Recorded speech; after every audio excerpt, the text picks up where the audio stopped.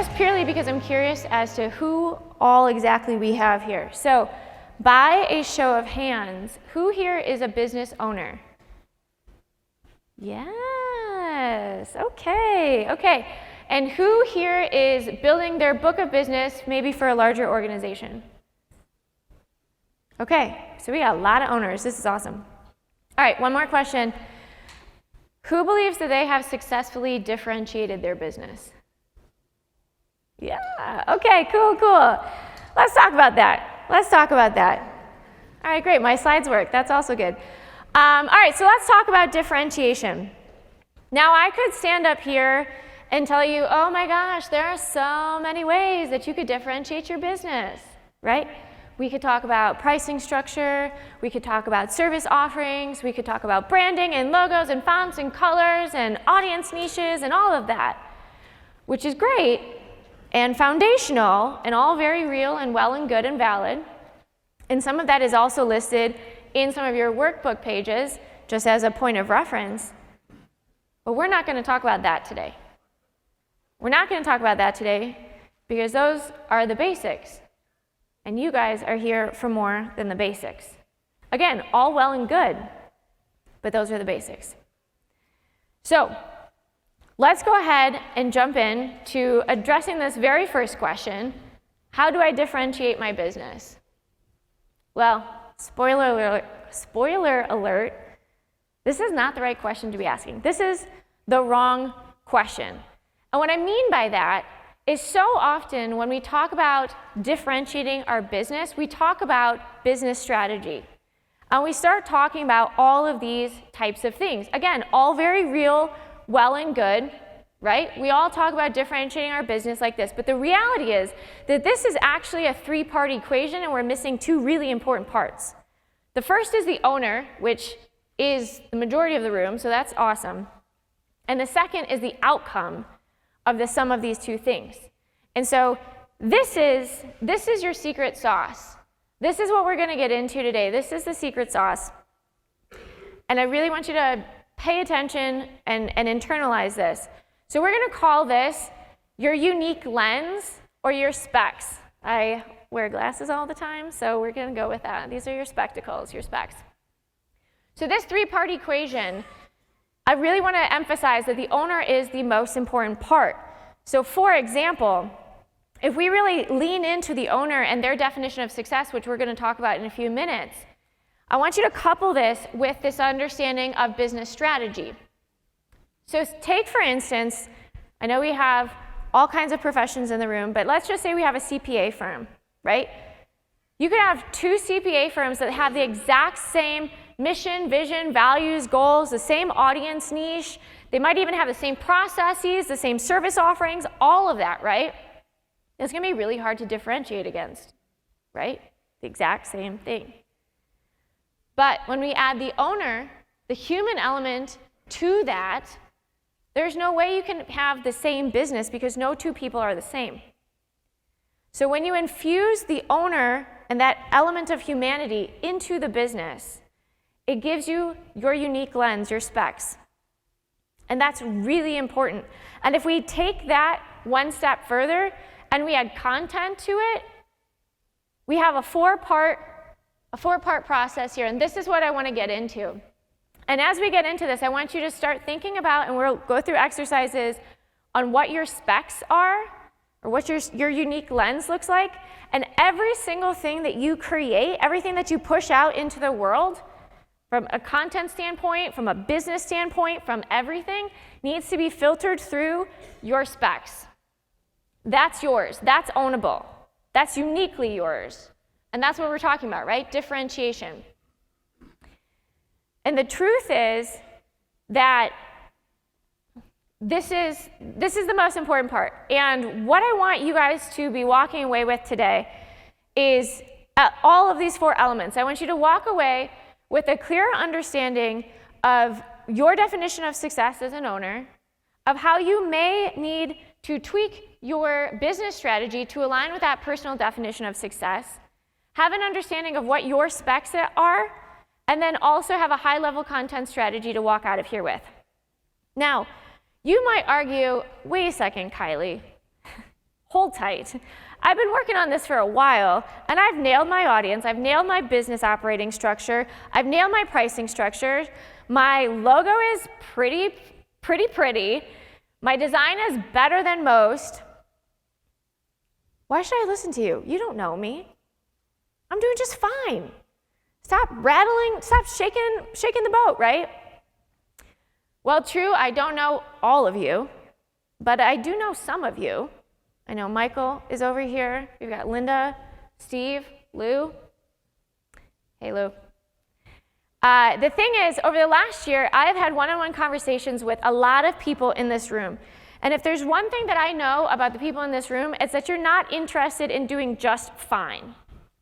You're not. That's not why you're here. You want way more than that.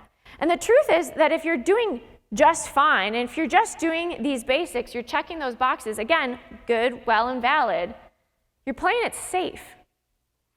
And so I want to ask you, what are you not achieving by playing it safe? Now, the definition of insanity is doing the same thing over and over again and expecting different results. If we want things to change, we have to be willing to be different. And different can be really hard, but it can also be pretty powerful. To truly differentiate our businesses, we have to start with the owner first. So the question isn't, how do I differentiate my business? The question is, am I willing to be different?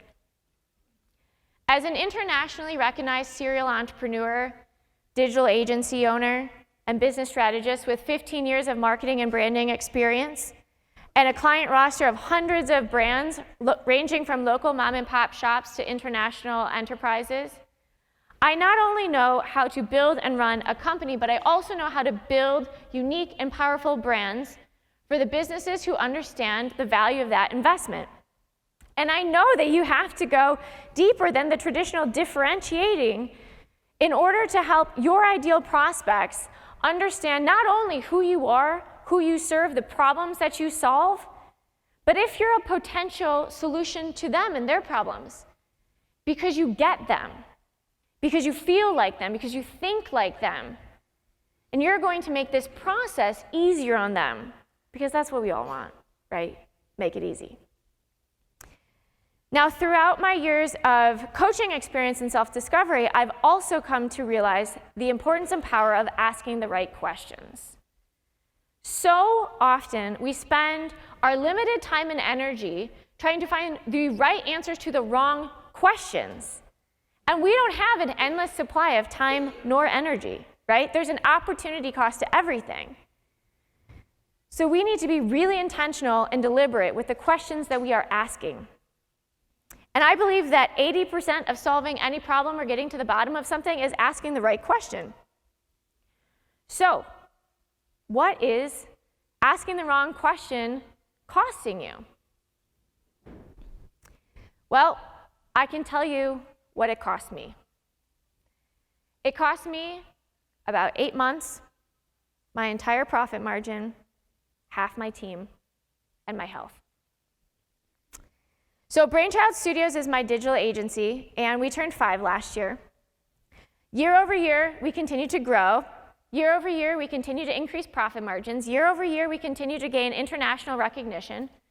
Year over year, we continue to create an amazing team culture, all while working remotely before COVID made that a necessity. Then 2020 came. Everyone was around for 2020, right? That sucked. But we made it through. We made it through. We made it to the end of the year. We were celebrating that we had made it through. We were able to give everyone holiday bonuses and very generous gifts, etc. And we celebrated that we made it through. But then it kept going. Like, it just kept going. The uncertainty kept going, and the pandemic kept going, and this mess that we've all been living in for the last number of years, it kept going. And I gotta say, I was pretty proud of myself with how I led my team through this hopefully once-in-a-lifetime experience, right? Until about April of last year, when I felt like I metaphorically face-planted and then was like dragged behind a truck the rest of the year. Did anyone else have a rough year last year? Anyone? No? Oh, am I the only one? Okay, all right. Yeah, it was tough. It was tough, and I think the worst part was that I didn't even realize it until about December of last year. You see, as we talk about asking the wrong questions, I had been asking the wrong question all year. All year I have been asking, what do I need to do to achieve success? I had this understanding of what other people thought success looked like or what society thought success looked like, but I had not taken the time to figure it out for myself. And because I had not taken that time to figure it out for myself, I struggled. I really struggled. I struggled to clearly articulate goals. I struggled to stay focused. Our sales pipeline suffered accordingly. I tried hiring 3 different salespeople. That didn't work out. I launched different service offerings. They didn't necessarily sell. I tried the pricing structure thing. That didn't take off. There's so much going on because I was lacking clarity and lacking focus. I also, as Gino alluded to, continued to stay optimistic and build my leadership team in the middle of the Great Resignation. Anyone else having trouble finding the right talent? Yeah, that sucks. We went through hundreds, I'm not even kidding you, as a digital agency, we went through hundreds of applications, and nobody met the standards that we were setting for ourselves. It was a mess. And at the end of the year, I actually told my team, I was like, hey guys, I need a timeout. I'm doing like a pretty shitty job of making decisions right now. So I just need a timeout. They're like, yeah, okay, Kiley, cool. So that's where we left 2021.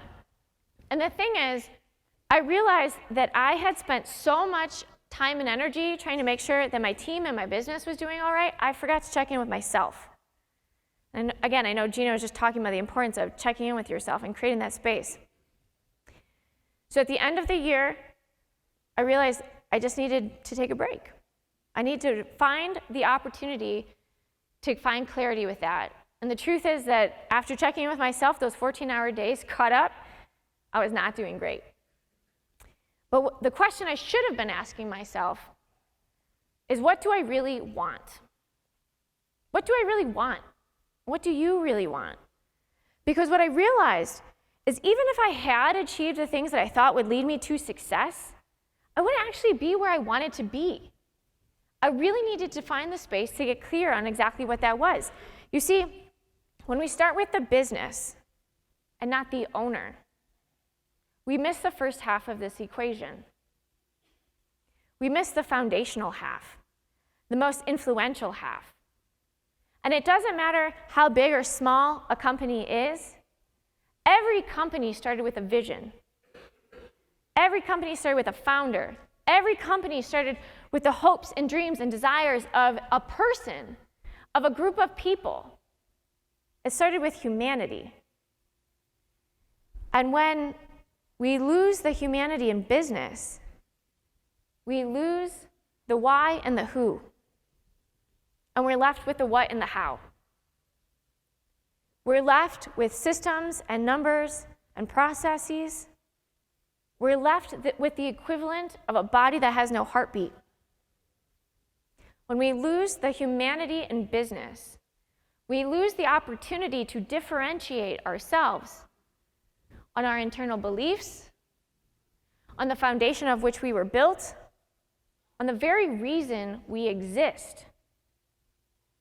When we start with ourselves, we root our differentiation in something real and something unique and something impossible to replicate. But we have to be willing to take a stand on who we are and what we want and how we want to get there. We have to be willing to own our truth. And owning our truth allows us to build better relationships. And building relationships allows us to build businesses.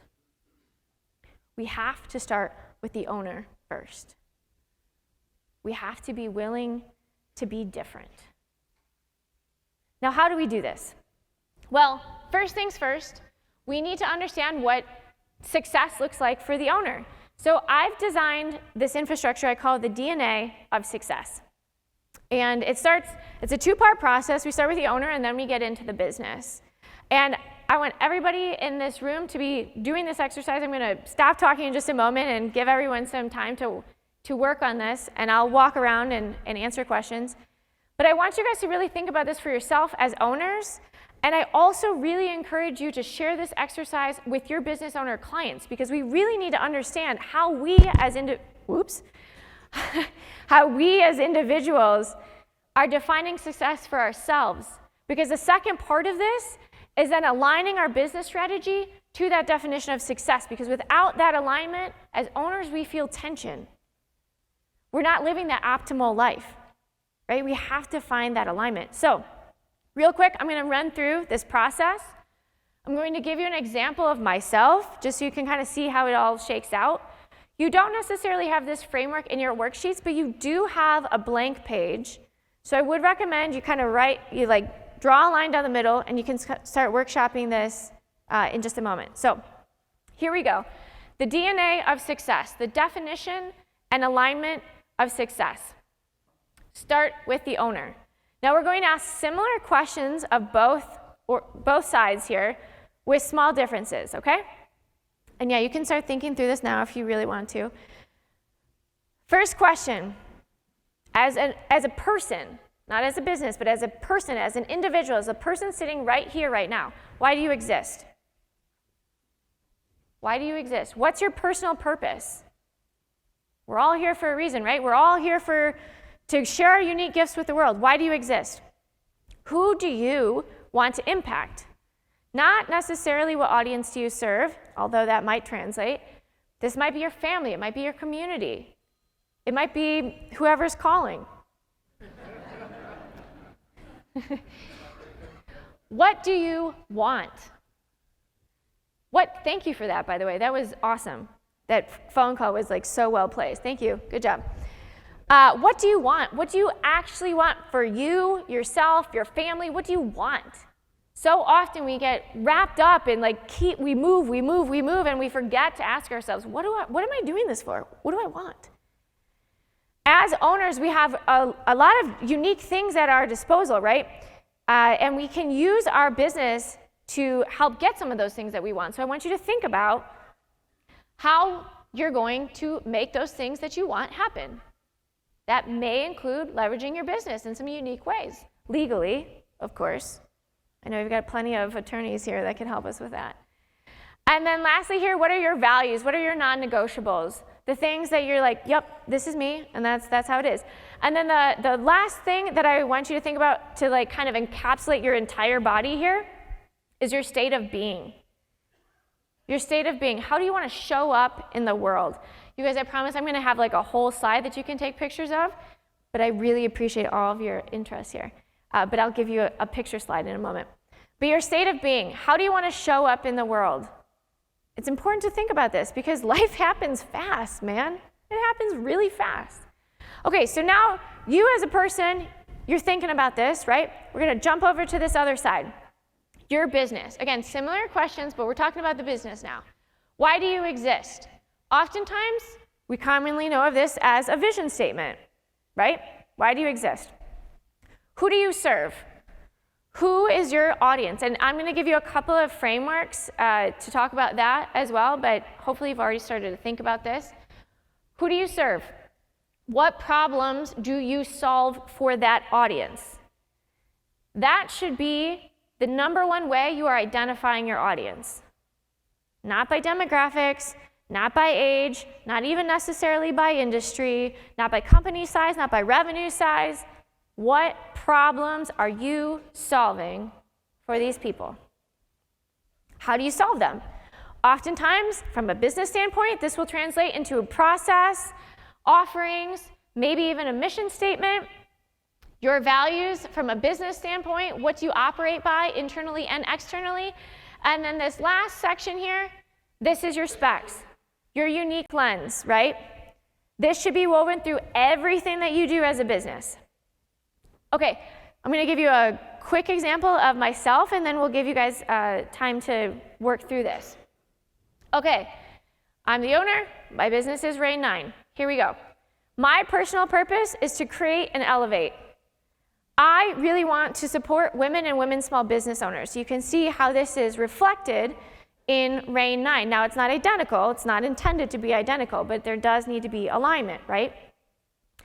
I personally want freedom of time and money, autonomy, and space. And I also plan on doing that by educating and inspiring. I'm going for 10,000 women business owners in isolated engagements because that will give me the freedom of time that I want. And I'm also looking to build what I'm calling right now the 100 Club. And if that tickles anyone's fancy, please ask me about it afterwards.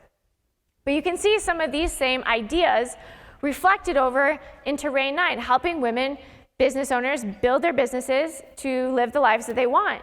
And we do this in these 3 steps, right? And then again, similar values. Not identical, but similar. Because if I'm owning this company, I better be building something that I believe in, right? And I want to show up, I want to be present, and I want to be intentional. And then RAIN 9, our specs, our belief, our unique lens, is we believe business owners need to build their businesses in alignment with their personal definition of success. So you can definitely take a picture of what mine looks like, but here's a net new one for you. This is the one you might want to take pictures of. And also, I can share a bit.ly link if anybody wants additional slides here. Happy to provide that. Actually, it's bit.ly/RIX slides. That'll give you all the good stuff. Okay, so, one more time. Thanks for asking. It's bit.ly, bit.ly/RIX slides. That'll give you all the complicated slides we see up here. All right, so this is what we're going to dive into here. We're going to give you a few minutes to kind of work through this. And these are the questions. So I'm going to hop off stage and walk around for maybe like 3 or 4 minutes as you start to think through these things for yourself. Here are the questions you're asking about yourself as an owner. And then the next set is going to be questions you're asking about the business. So take a moment, start working on this yourself. I'm going to walk around up here. I would definitely keep this in mind, and I would revisit it whenever there's major life changes. You know, I read somewhere that about every 7 years our lives completely change. Maybe you want to revisit it more frequently than that, but keep this rolling. This should be a reflection of you, and as humans we change. It's kind of weird if we don't change, right? That gets really boring. Really boring. Okay, so as we're going through this, again, you can continue to take notes, and I'm always happy to answer any questions. And if you feel like whatever you might define success as is not properly captured in the notes that you're taking right now, please make some additional notes for yourself. Because the second half here is about your business. So on that second half of your piece of paper that you split down the middle, we're asking similar questions about the business. Why do you exist? You probably already have this, right? You probably already know what your vision statement is. You probably have a mission statement, etc. But I really want you to hone in on the who, on the audience, and what problems you solve for them. And in a moment, I'm going to give you another framework to think about different ways to address your audience identification. Does anyone have any questions about this right now? Can maybe address one of them? No? Very self-explanatory. Excellent. Oh, was there a hand over here? No? Okay, sounds good. Okay, so as you're thinking about this for your business, I want you to be thinking about a couple of things. One, what discrepancies or what differences are you noticing between your own personal identification and definition of success and what you're writing down for your business? What things might need to be tweaked within your business strategy to align with your personal definition of success as an owner? If nothing, then awesome, you're killing it, right? But maybe there's something. Maybe there's something there. And then the other framework that I want to offer you for further identifying your audience is what I call the ABCDs. The ABCDs of audience identification. So first, again, to reiterate, you should first be identifying your audience by the problems you solve for them. But then you also have the ABCDs. A is activators and values. What activates them? What motivates them? What makes them make decisions, right? What values are they honoring? Hopefully you're sharing some of similar values. What behaviors do they engage with? Are they quick decision makers? Do they need 6 months? Do they need 12 months? Are they online? Are they offline? What social channels are they on, etc.? What C is conversion triggers. Now I want you to think of this as the circumstances needed to convert. So oftentimes you're probably looking for somebody to call you, fill out a contact form, email you, right? To get that conversation started. What has to happen before that? What has to happen before that? You know, in SEBA we talk about the 5 Ds. Did somebody get served papers for a divorce? Somebody die? Maybe did a partner leave? What happened? Was it a bad stakeholder meeting? What happened before that moment where they reached out to you? From a marketing standpoint, that's what you want. That's gold, right there. And you need to be really clear about the problems you're solving and how you're going to address them in order to find that. And then lastly D is for demographics. And you guys probably know all about demographics. There's nothing really to argue about with demographics, but there's a reason that it's last. So often we put demographics first, and we're really missing a lot of opportunities there. It definitely still plays a role, but think of it more as a layer, not where you start, right? All right, so I also want you to be thinking about what truth are you uncovering? As you're going through these exercises, as you're asking yourself these questions, as you're thinking about how you define success for yourself, as you think about how you are defining success for your business and aligning those two things, as you think about the audience that you're serving, what truth are you uncovering? Are you willing to be different? Are you willing to be different and own your truth? And as we talk about your specs and your unique lens, I want you to think about what you uniquely believe to be true and necessary for the work you do to be successful for the people you serve. I'll say that again. What you uniquely believe to be true and necessary for the work you do to be successful for the people you serve. Because that's the secret sauce. That is where it's at. If you are willing to be honest with yourself, and you are willing to stake a claim in this, your truth is your greatest differentiator. It is. Now, to give you a little bit of a framework to kind of pull all of this together in another way, here's more or less a formula. So think about this for yourself. Insert your company name is this type of company. We want this audience we serve to achieve this outcome.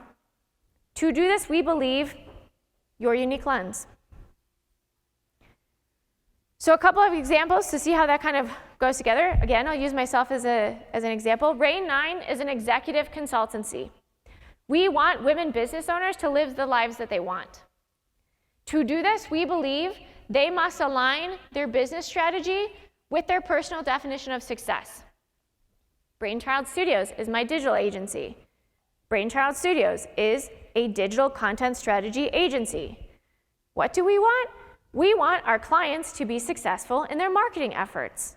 To do this, we believe they need to start with research first. And then I want to give a shout out to Kelly Cox, wherever she may be. CGC, hey Kelly, what's up? CGC is an accounting firm. They want to help their clients and partners make better and more educated financial decisions. To do this, they believe the industry needs to be revolutionized, and they are leading that revolution. Now, without this clarity of all these pieces together, without taking the time to own your truth, it is going to be very difficult for you to achieve your full potential as a business and as an owner. In 2021, I crashed. I did. I crashed because I was fiercely chasing someone else's definition of success. I had not taken the time to do the work on myself and own my truth and define success for myself. I needed to be willing to be brutally honest with myself. I needed to be willing to be vulnerable, and I needed to be willing to be different. Now, I promise you that this is not just a bunch of touchy-feely mumbo-jumbo, even though since Gino talked a little bit about this, I don't think I have to convince you of that too much. But there really is real measurable ROI in clearly defining success and owning your truth. And when you are clear about who you are, who you serve, the problems you solve, and you root all of that in your unique lens and your specs, here's what happens. Decision-making becomes so much easier. So much easier. You've given yourself a framework to easily say yes and no. Done. Sales becomes so much easier. You've made it easier for your ideal prospective client to say, ooh, you might be able to help me out here. Thank you so much. Right? That's nice. Now you don't have to convince everybody that you're the answer. So nice.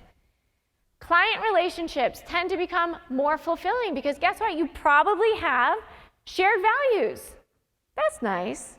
You might also have similar hobbies. Anybody went golfing on Saturday? You know, nice. Okay, a couple hands. Good, good. Hopefully nobody got heat stroke. You also have the opportunity to streamline and optimize your operations because you've gotten really clear and really tight on what is happening. And it gives you the opportunity to get back to doing more of the real work, right? You also become the go-to expert in the thing you have decided you want to be the go-to expert in. And as a business, from a business standpoint, from a marketing standpoint, this gives you the opportunity to launch and diversify revenue streams all over the place. And I don't know if anyone's looking for a book deal out there, but I do hear that publishers are looking for experts. So, you know, if there's any book deals out there. And then lastly, competition becomes collaboration. You know, there are a lot of people in this room right now that might be looking at each other as competitors. But when you get really clear on who you are, who you serve, how you solve these problems, and you root that in your unique truth, no one else can possibly be your competitor because they cannot possibly be just like you. You have to own your truth. All right, so you might, hopefully I've convinced you. You're like, great, Kylie. All right, awesome. So if this is like so amazing, how come everybody's not doing it? Well, same reason why everybody's not a business owner, right? Because it's hard. It's hard. If it was easy, everyone would do it, right? You're going to be challenged. You're going to have to turn down referrals because they're not right for you, right? You're going to have to say no, which is like so hard, but necessary. You're also going to have to be really honest with yourself, which can also be hard. And you're also going to have to be vulnerable. And vulnerability can be kind of scary. Yeah. And infusing that vulnerability into your business can also be kind of scary and uncomfortable. But guess what? Great brands repel just as many people as they attract. And if you're trying to be everything to everybody, you're doing it wrong. And if you're spending your limited time and energy pursuing someone else's definition of success, you're also doing it wrong. I know. I've been on both sides of success. Now, I believe that everything happens for a reason. Even the really shitty things, I think, happen for a reason. You just need like a little bit of time to figure them out. So I asked myself, okay, Kylie, why did you crash last year? There must have been a reason, right? Well, after taking the time and clarity that I needed, I realized I was growing in the wrong direction. I wasn't honoring my unique strengths in the way that I should have been. I wasn't serving the people that I wanted to serve. I was steering myself way off course. So after I peaced out for the holidays and booked a studio cabin in the middle of nowhere, Wisconsin, to get away from everyone and everything, to really create space and clarity for myself, I realized my specs, my unique lens became crystal clear. It took a minute, but it did. And it should be no surprise to you right now that I believe that business owners need to build their businesses in alignment with their personal definition of success in order to truly live the lives they want. And let's be honest, this room is almost entirely owners. This is too hard to not be living the lives that we want. It's ridiculous, right? But we have to ask ourselves. We forget to ask ourselves. So I realized as a consultant, this was the greatest gift I could bring to my clients, but I was not walking the walk. And that's not cool, right? So I needed to change something. I needed to change it fast. I was like, okay, no big deal. So at the beginning of this year, I went to my team and I was like, hey guys, we're not going to try to scale. We're just not going to try that right now. And instead, we're going to double down. We're going to focus on what we really do best with who we know we do it best with. We're going to focus on our clients and we're going to serve everybody the best that we can, and we're going to invest in the team and we're going to do that. We're going to just really focus and stay focused and streamlined. I also made very intentional decisions about my time, about the work I do, and about my health. And then I also reallocated some of my responsibilities in the company so that I freed up some bandwidth to really be able to serve my clients and my team better. Now, not everybody is going to say that that's the right way to do things, and that's fine. Good for them, not for me. They're going to say, well, that's different. And I'll say, thank you. Thank you so much. And I'll say, yeah, it is different. It's different because it's my truth. It's mine. And no one can bring it to market the same way I can. And that goes for all of you too. If it's your truth, no one can bring it to market the same way you can. Therefore, this is my unique lens. This is how I define and differentiate Reign 9. And Reign 9 is an executive consultancy that helps women business owners leverage their businesses to build the lives they want. And we do this by defining and aligning success, designing tactical roadmaps, and optimizing operations. So you guys want to know what happened? After I changed everything and I told my team we were going to switch it up. So Kylie, what happened? Tell us. Oh my God, thank you so much for asking. I would love to tell you. Here we go. By clearly owning my specs, I've been able to sign net new clients in 24 hours instead of 3 to 4 months. So that's a really nice, shorter sales cycle.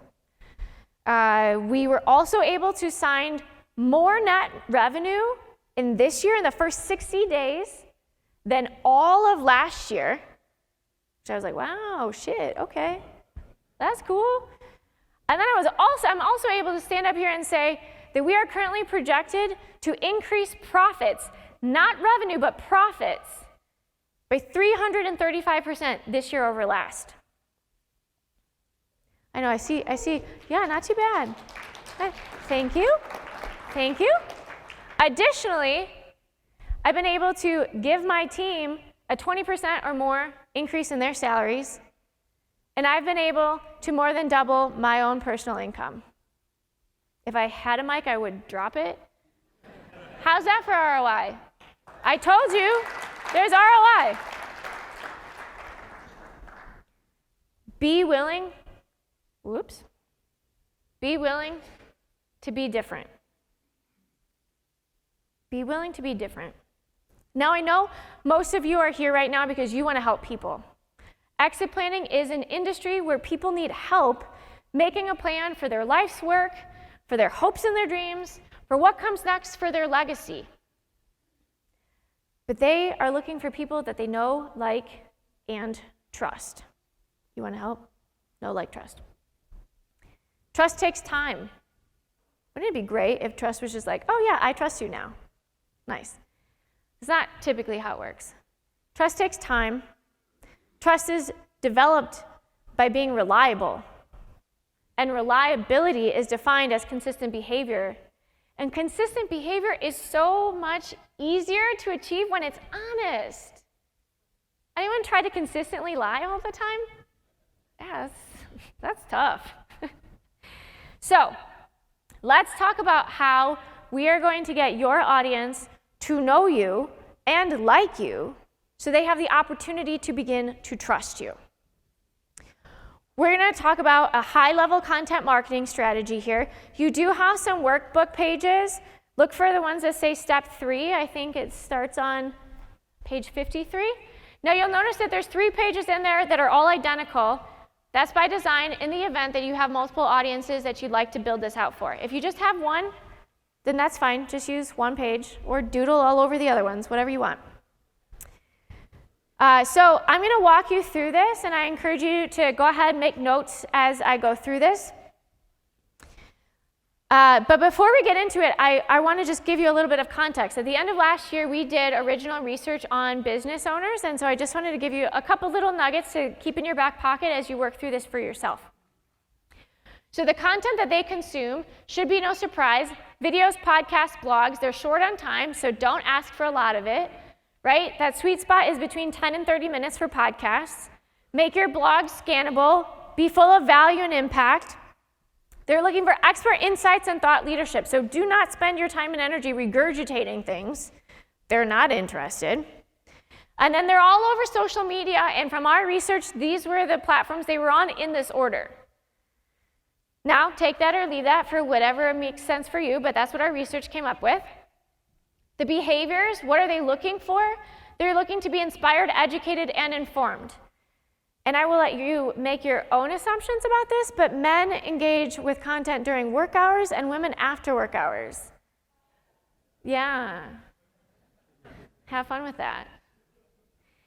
And they use social to learn about business. We know that business owners are looking to increase their leadership skills, better run their businesses, help their team, and they're also looking to build confidence in doing so, because this is hard.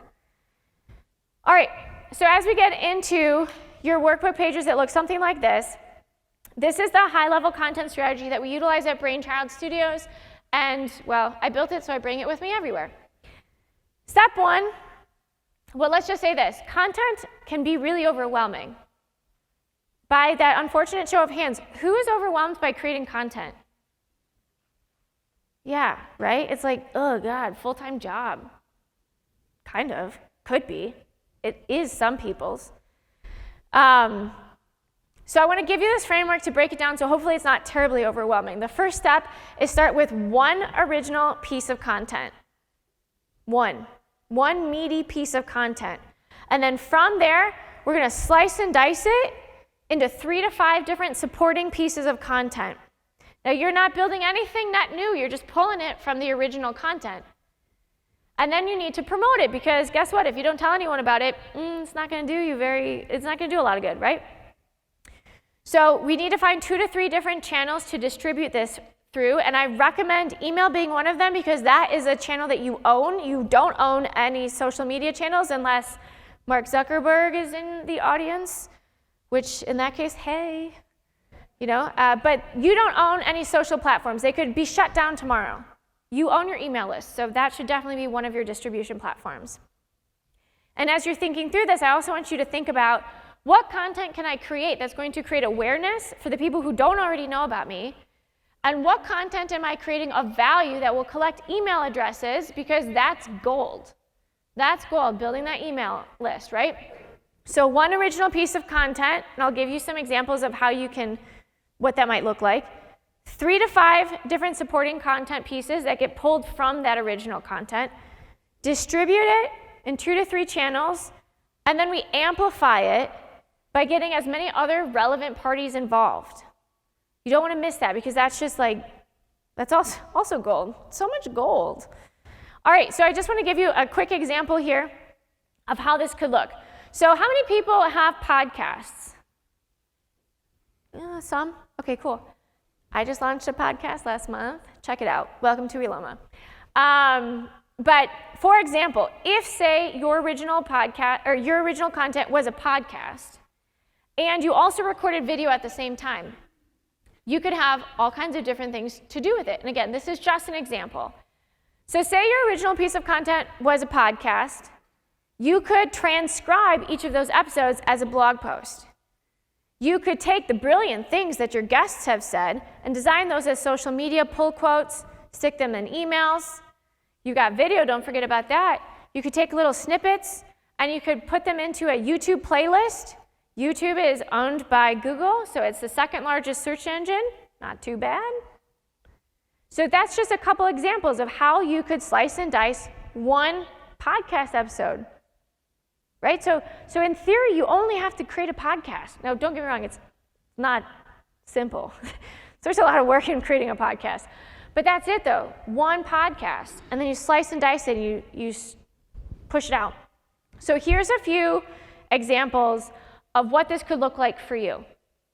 And you'll see that the original and supporting content is in the same box. And let me explain why. Because it kind of depends on how you want to make this work for yourself. For example, you could say, hey, I want to write a book, but the way I go about that is I'm going to blog every week. And at the end of a year, now you're going to combine all those blog posts and make a book. So your original content might be the book, or it might be the blog posts, and then your book becomes a supporting piece of content. Vice versa, you've already written a book. I know we have the author thing coming up. You've already written a book, and guess what? Now you have so many blog posts that you can just like regurgitate, put on your blog and give something to the SEO gods, right? So there's all different ways you can go about this. So again, pick whatever feels right for you. If you hate writing, don't pick a blog. If you hate speaking, don't pick a podcast. Pick what feels right for you and also what aligns with your audience. 1 original piece of content, 3 to 5 supporting pieces of content, 2 to 3 distribution channels. And then amplify this. Pull in all relevant parties. And I also want to just take a moment to remind you of the importance of your network, which is what we're doing here, right? But I think so often we forget about how vast our network could be. So I want to give a shout out to Pamela Slim in her most recent book, The Widest Net. This is definitely pulled from her, not me. This is well, maybe not entirely exhaustive, but a pretty good start of all of the different places you could and should be looking to tap into your network. I think oftentimes we look at number 1 as the complementary service providers, like, okay, sure, low-hanging fruit, right? And great network. But there's so many other places that we forget about. So don't forget about the expansive network that you already have in your pocket and then continue to build upon that. So once we have all this figured out, we have our original content, supporting content, we know what channels we're going to push things out in. What do we do with it, right? Well, let's put it into a framework. Yay. Okay, so you guys have probably heard about the marketing funnel. You know, it typically looked like that. Well, thank you, technology. That's dead. It's more of this infinity sign now, which makes it like so fun because nobody knows where anyone's coming in and where anyone's going out, and it makes everybody's job like so much harder. Well, that's what it is. So there's 6 different areas that somebody can come into your marketing with right now. Awareness, acquisition, activation. Hopefully you'll get revenue out of them at some point. Then you keep them, and then they refer somebody else. But they can come in at any point. So now this next slide is a bit intense. I do apologize for that, but I wanted to give you the whole thing. And again, this is in the bit.ly/RIX slides. This is in there for you.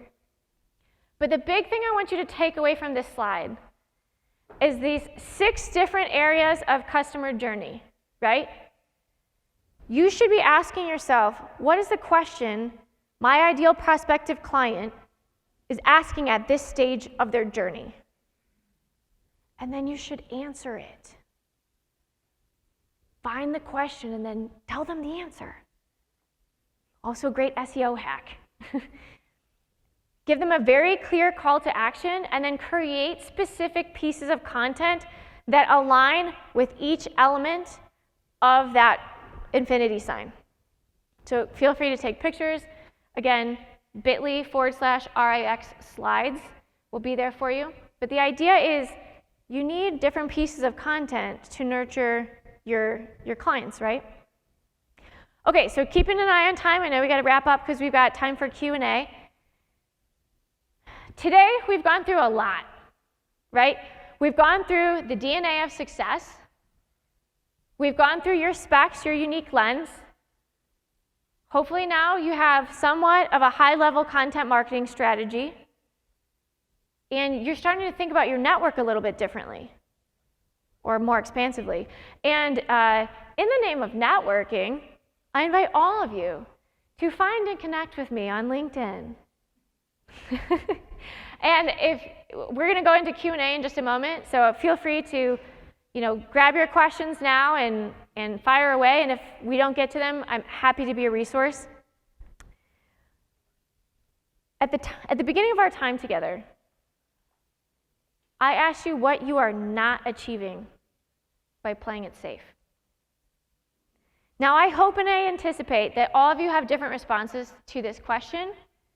But the truth is, if you're not playing it safe, or if you're playing it safe, you're not achieving your full potential for yourself, for your business, or for your clients. And you deserve better than that. You do. But the good news is that a lot has happened already this morning. And you're not the same person you were when you walked in this room. You now know that secret sauce, that first-class grade A secret sauce, but you also know the importance of asking the right questions, the cost of asking the wrong questions, and the power in asking the human questions. And you should all know and trust that no matter how many financial advisors, wealth managers, attorneys, CPAs, business consultants we have in this room right now, you are all doing unique and life-changing work for your clients. And you should also know that when we infuse the human element into our businesses, no two businesses can possibly be the same because no two humans, no two owners are the same.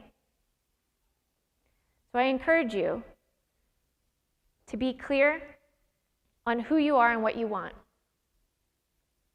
Be honest in what you believe and how you show up in the world. And be committed to your unique lens and your communication strategy.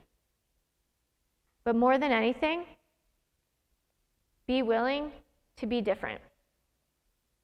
Thank you.